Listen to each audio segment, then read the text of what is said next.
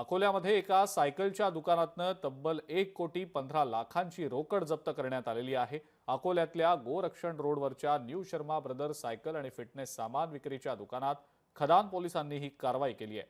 यावेळेला त्यांनी 1,15,00,000 रुपयांची रोख रक्कम जप्त केली आहे। संबंधिताला या रकमेचा हिशोब देता न आल्यानं पोलिसांनी नागपूरमधल्या आयकर विभागाला याबाबतची माहिती दिलेली आहे।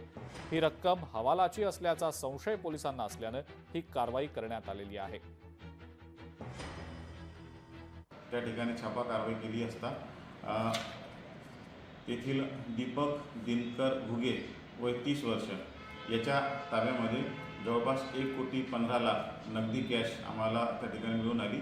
त्यांना या कॅशबद्दलचे कागदपत्र किंवा इतर माहिती विचारली असता त्यांनी कुठलेही समाधानकारक उत्तर न दिल्याने आम्ही ती सर्व कॅश पंचासमक्ष जप्ती पंचनाम्याप्रमाणे जप्ती केली आहे आणि त्या कॅशबाबतची माहिती आम्ही आयकर विभागाला कळवलेली आहे आणि आमची पुढील कारवाई सुरू आहे।